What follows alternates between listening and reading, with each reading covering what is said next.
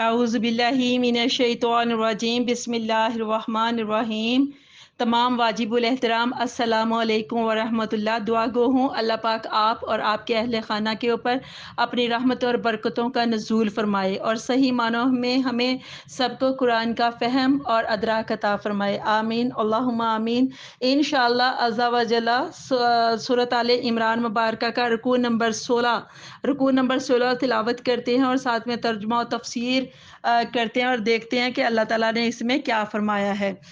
بسم اللہ الرحمن الرحیم۔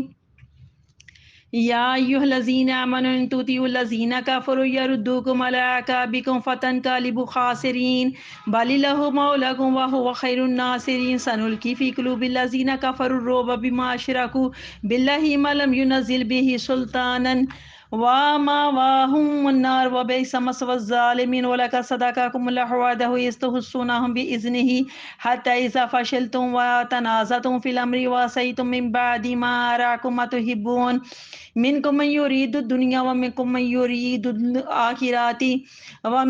یرید الآخرۃ ثم صرفکم عنہم لیبتلیکم ولقد عفا عنکم واللہ ذو الفضل علی المؤمنین اذ تسعدون ولا تلوون علی احد والرسول یدعوکم فی اخراکم فاصابکم غما بغم کئی لا تحزنوا علی ما فاتکم ولا ما اصابکم واللہ خبیر بما تعملون ثم انزل علیکم من بعد الغم امانة نعاسا یغشی طائفة منکم وطائفة قد احمتهم انفسهم یظنون باللہ غیر الحق ظن الجاہلیہ یقولون هل لنا من الامر من شیء قل ان الامر كله للہ یخفون فی انفسهم ما لا یبدون لك یقولون لو کان لنا من الامر شیء ما قتلنا هاهنا قل لو کنتم فی بیوتکم لبرز الذین کتب علیہم القتل الی مضاجعہم ولیبتلی اللہ ما فی صدورکم ولیمحص ما فی قلوبکم واللہ علیم بذات الصدور وان الذین تولوا منکم یوم التقى الجمعان انما استزلهم الشیطان ببعض ما کسبوا ولقد عفا اللہ عنہم ان اللہ غفور حلیم۔ صدق اللہ العظیم۔ شروع کرتی ہوں اللہ تعالیٰ کے نام سے جو بہت مہربان ہے اور ہمیشہ رحم فرمانے والا ہے۔ یا ایھا الذین آمنوا، اے ایمان والو، ان تطیعوا الذین کفروا، اگر تم کافروں کی پیروی کرو گے، اگر تم ان کی اطاعت کرو گے، ان کی فرما برداری کرو گے تو یردکم علی اعقابکم، تو وہ تمہیں الٹے پاؤں پھیر دیں گے، یعنی کفر کی طرف تمہیں پھیر دیں گے۔ فتنقلبوا خاسرین، تو تم نقصان اٹھاتے ہوئے لوٹو گے۔ خاسرین خسارہ سے یعنی نقصان اٹھانا۔ بل اللہ مولاکم، بلکہ اللہ تمہارا حامی ہے۔ وہو خیر الناصرین، اور وہ سب سے بہتر مدد فرمانے والا ہے۔ سنلقی فی قلوب الذین، ابھی ہم اللہ تعالیٰ فرماتے ہیں کہ سنلقی فی قلوب الذین کفروا، کہ ہم کافروں کے دلوں میں ڈال دیں گے کیا؟ کفروا الرعب، ان کے دلوں میں رعب ڈال دیں گے، دبدبا ڈال دیں گے۔ بما اشرکوا باللہ، اس لیے کہ انہوں نے اللہ کے شریک بنا لیا، اللہ کے ساتھ شریک بنا لیا۔ ما لم ینزل بہ سلطانا، اور اس کو جس کے لیے اللہ نے کوئی دلیل نہیں اتاری۔ ومأواہم النار، ان کا ٹھکانہ آتش ہے، نار ہے۔ نار کہتے ہیں دوزخ کی آگ کو، جہنم کی آگ کو، اور اللہ کہتے ہیں یہ جو آگ ہے نا یہی ان کا ٹھکانہ ہے۔ وبئس مثوى الظالمین، اور وہ بہت بری جگہ ہے ظالموں کی۔ وَلَقَدْ صَدَقَكُمُ اللَّهُ وَعْدَهُ، اور بے شک اللہ نے تم سے اپنا وعدہ سچا کر دکھایا ہے۔ اِذْ تَحُسُّونَاهُمْ بِإِذْنِهِ، جبکہ تم کافروں کو اس کے حکم سے قتل کر رہے تھے۔ ھذا حتی اذا فشلتم، یہاں تک کہ جب تم بزدل ہو گئے۔ وتنازعتم فی الامر، اور رسول صلی اللہ علیہ وسلم کے حکم کے بارے میں تم جھگڑنے لگے۔ وعصیتم من بعد، اور اس کے بعد تم نے نافرمانی کی کہ ما اراکم ما تحبون، کہ اللہ نے دکھا دیا تمہیں جو تم پسند کرتے تھے۔ منکم من یرید الدنیا، بعض تم میں سے دنیا کے طلبگار ہیں، دنیا چاہتے ہیں۔ ومنکم من یرید الآخرۃ، اور بعض تم میں سے آخرت کو چاہتے ہیں، یعنی آخرت کے طلبگار ہیں۔ ثم صرفکم عنہم لیبتلیکم، پھر تمہیں پیچھے ہٹا دیا ان کے تعاقب سے، لیبتلیکم، تاکہ تمہیں آزمائے۔ وَلَقَدْ عَفَا عَنْکُمْ، اور بے شک اس نے تم کو معاف فرما دیا۔ وَاللَّهُ ذُو الْفَضْلِ عَلَى الْمُؤْمِنِينَ، اور اللہ تعالیٰ بہت فضل و کرم کرنے والا ہے، فضل و کرم فرمانے والا ہے ایمان والوں کے اوپر۔ اِذْ تُسْعِدُونَ، یاد کرو اللہ تعالیٰ کہتا ہے کہ جب تم دور بھاگ رہے تھے۔ وَلَا تَلْوُونَ عَلَىٰ أَحَدٍ وَالرَّسُولُ، اور مڑ کر دیکھتے بھی نہ تھے کسی اور رسول۔ اللہ فرماتا ہے کہ تم اس وقت کو یاد کرو، وہ جب تم یعنی کہ یہ غزوہ احد کی بات ہو رہی ہے نا، کہ جب تم دور بھاگ رہے تھے، یہ یعنی کہ وہ افراتفری کا عالم ہے جس میں ہر کوئی اپنی جان بچانے کے لیے بھاگ رہا تھا. تو اللہ کہتا ہے تم مڑ کر دیکھتے بھی نہ تھے کسی کو، اور والرسول یدعوکم، اور جو اللہ کا رسول ہے وہ تمہیں بلا رہے تھے، فی اخراکم، تمہیں پیچھے سے، فاصابکم غمم بی غم لیکیلا، اور پس اللہ تعالیٰ نے تمہیں پھر غم کے بدلے غم پہنچایا. لا تحزنوا، اللہ کہتے ہیں تحزنوا علی ما فاتکم، تاکہ تم غمگین نہ ہو اس چیز پر جو کھو گئی ہے تم سے، ولا ما اصابکم، اور نہ اس مصیبت پر جو پہنچی ہے تم کو، واللہ خبیر بما تعملون، اور اللہ تعالیٰ باخبر ہے، خبیر خبردار ہے، باخبر ہے، بما تعملون، جو کچھ تم کر رہے ہو، جو تم عمل کرتے ہو، جو تم کر رہے ہو، اللہ تعالیٰ اس سے خوب باخبر ہے. ثم انزل علیکم من بعد الغم، پھر اتاری اللہ تعالیٰ نے تم پر غم کے بعد امناتن، راحت، امن یعنی شانتی. اللہ تعالیٰ نے تمہارے اوپر غم کے بعد راحت اتاری. نعاسا یغشی طائفۃ منکم، اللہ کہتے ہیں تم میں سے ایک گروہ اس کے اوپر غنودگی چھا رہی تھی. نعاسن غنودگی یعنی جیسے نیند کا غلبہ آنا، اور ایک جیسے پلک جھپکنے کے لیے نیند آتی ہے نا، تو اللہ کہتے ہیں اس طرح سے ایک گروہ پر تم میں سے غنودگی چھا رہی تھی. وطائفۃ قد اہمتہم، اور ایک جماعت ایسی تھی جسے فکر پڑا ہوا تھا. یہ وہ جماعت تھی جو 300 لشکر کے ساتھ بھاگ گئے تھے اور انہوں نے ساتھ دینے سے انکار کر دیا تھا، اور ان کو نیند کی فکر پڑی ہوئی تھی. اللہ تعالیٰ یہ دو قسم کے گروہوں کی بات کر رہا ہے. اور ایک گروہ وہ ہے جو لڑے تھے میدان احد میں، اور کافروں کے ساتھ لڑ کر بہت سارے شہید ہو گئے تھے. جو باقی بچے تھے وہ زخموں سے چور تھے.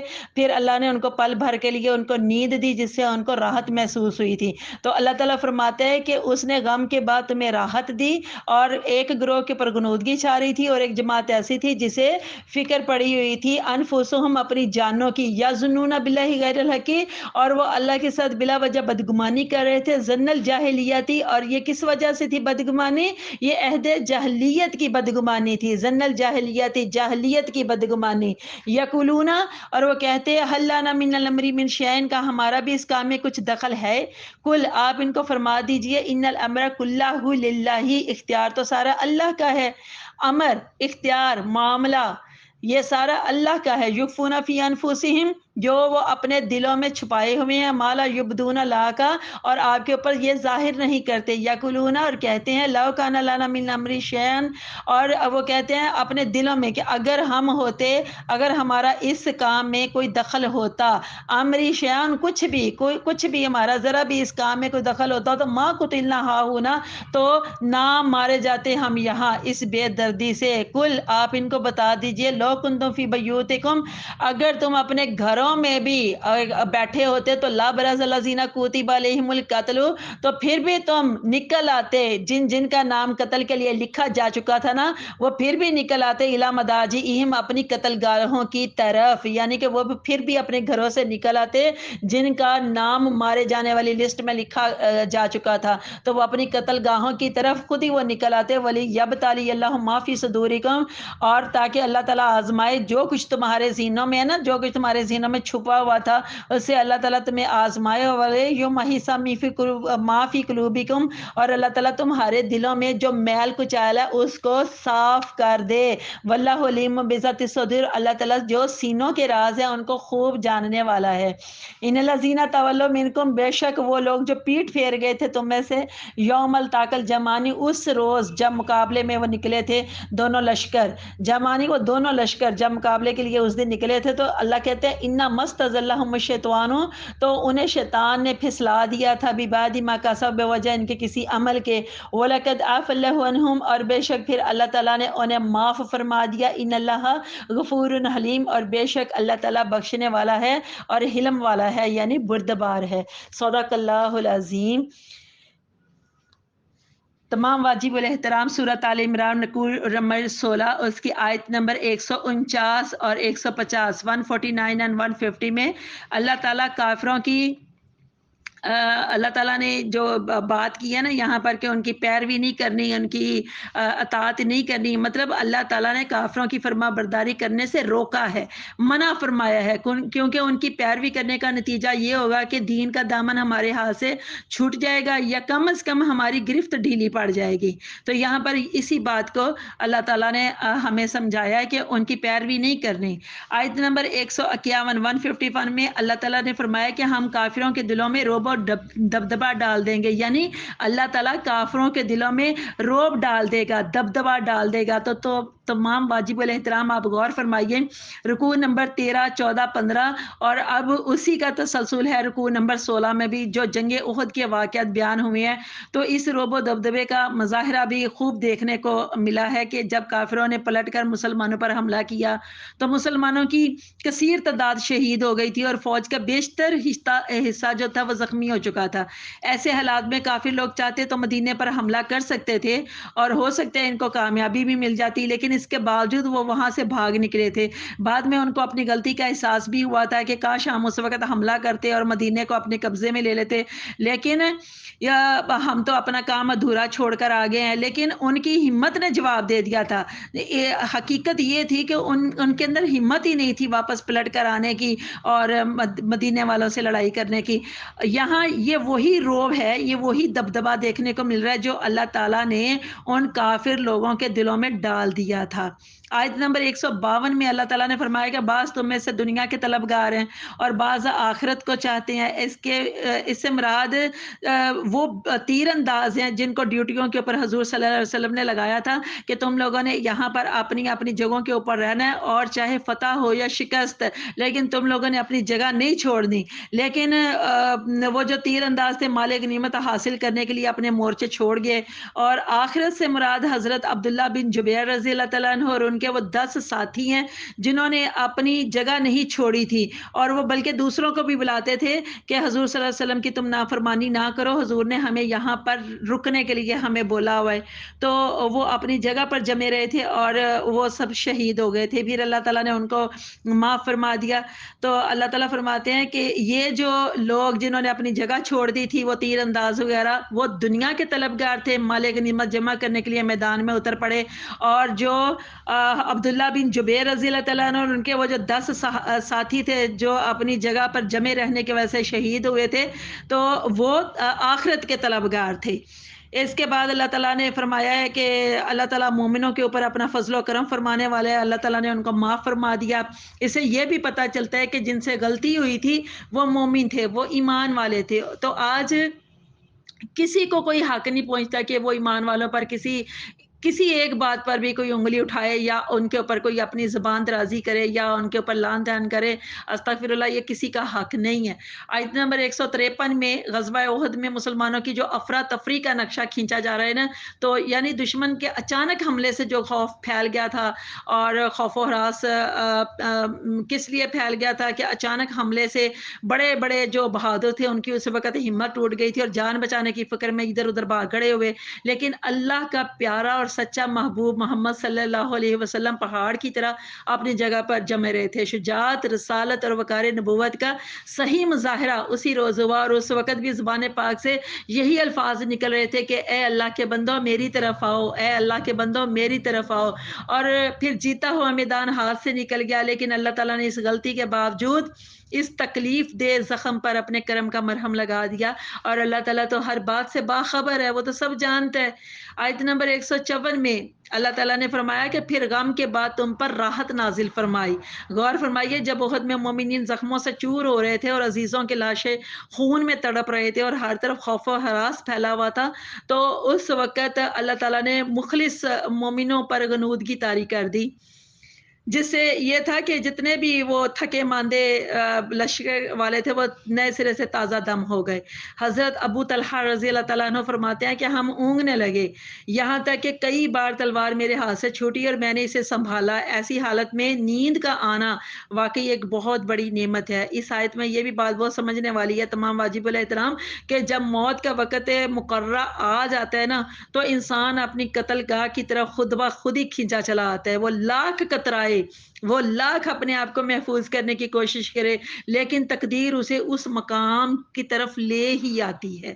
آیت نمبر 155 میں وہ خوشخبری سنائی جا رہی ہے جو اللہ تعالیٰ نے ان غلطی کو جنہوں نے غلطی کی تھی اور ان کو پھر اللہ تعالیٰ نے معاف کر دیا تھا۔ یہ معافی والی خوشخبری ہے جو اللہ تعالیٰ نے ان کو نئے سرے سے معاف فرما دیا تھا۔ اور اسی بات کو لے کر خاص طور پر یہ واقعہ بیان کیا جانے لگا ہے کہ ایک دفعہ حضرت عثمان رضی اللہ تعالیٰ عنہ اور حضرت عبد الرحمن بن عوف رضی اللہ تعالیٰ عنہ میں کسی بات پر تیز کلامی ہو گئی، تو حضرت عبد الرحمن نے حضرت عثمان سے کہا کہ تمہیں کوئی حق نہیں پہنچتا کہ مجھے برا بھلا کہو، کیونکہ میں بدر میں بھی شریک تھا اور تم غیر حاضر تھے، میں نے بیعت رضوان کی اور آپ نے نہیں کی، اور میں احد میں ثابت قدم رہا اور تم نہ رہے۔ تو حضرت عثمان نے جواب دیا کہ غزوہ بدر میں میری غیر حاضری کی خاص وجہ تھی کہ حضور صلی اللہ علیہ وسلم کی صاحبزادی بیمار تھیں جو حضرت عثمان کی زوجہ مطہرہ بھی تھیں۔ یہاں تمام واجب الاحترام ساتھ ہی حضرت عثمان غنی رضی اللہ تعالیٰ عنہ کی یہ بھی بات کرتے ہیں کہ آپ کو ذوالنورین یعنی دو نوروں والے فرمایا جاتا ہے۔ حضور صلی اللہ علیہ وسلم کی دو بیٹیاں یکے بعد دیگرے آپ کے نکاح میں تشریف لائی تھیں، اور یہ حضور پاک صلی اللہ علیہ وسلم کی صاحبزادی یعنی حضرت عثمان غنی کی وہ زوجہ محترمہ کی بات ہو رہی ہے جو اس وقت بیمار تھیں، اور ان کا انہوں نے ذکر فرمایا ہے کہ میں اس لیے یعنی کہ اس وقت یعنی کہ غزوہ بدر میں میری حاضری کی یہ وجہ تھی کہ میری جو بیوی تھی وہ بیمار تھیں، اور میں ان کی تیمارداری میں اور خدمت گزاری میں رہا، اور حضور صلی اللہ علیہ وسلم نے مجھے مجاہدین بدر کے سے اجر کی خوشخبری بھی دی اور مال غنیمت سے مجھے ان کے برابر حصہ بھی دیا۔ اور بیعت رضوان کے وقت میں حضور صلی اللہ علیہ وسلم کا سفیر بن کر کفار مکہ کے پاس گیا ہوا تھا، اور جب تم لوگ بیعت کر چکے تو حضور صلی اللہ علیہ وسلم نے اپنا دایاں ہاتھ اپنے بائیں ہاتھ پر رکھ کر فرمایا کہ یہ ہاتھ عثمان کی طرف سے ہے۔ اور باقی رہا غزوہ احد کا واقعہ، تو اس کے متعلق خود اللہ کریم نے فرما دیا کہ اللہ تعالیٰ نے انہیں بخش دیا۔ یہ جواب سن کر حضرت عبد الرحمن بن عوف کو خاموش ہونا پڑا۔ رکوع نمبر 16 مکمل ہوتا ہے۔ اللہ تعالیٰ ہم سب کو قرآن کا فہم عطا فرمائے اور دین پر استقامت عطا فرمائے اور اسلامی تعلیمات کے مطابق زندگی استوار کرنے کی توفیق عطا فرمائے، آمین اللہم آمین۔ اللہ آپ سب کا حامی و ناصر ہو۔ جزاک اللہ خیرا کثیرا۔ السلام علیکم ورحمۃ اللہ۔ میرے اس چینل قرآن ہماری زندگی کو آپ سب لائک بھی کیجئے، کمنٹ بھی کیجئے، اور سبسکرائب کے ساتھ ساتھ بیل آئیکن کو بھی دبا دیں تاکہ میری تمام ویڈیوز آپ کو بر وقت ملتی رہیں۔ اللہ تعالیٰ آپ سب کا حامی و ناصر ہو۔ اللہ حافظ۔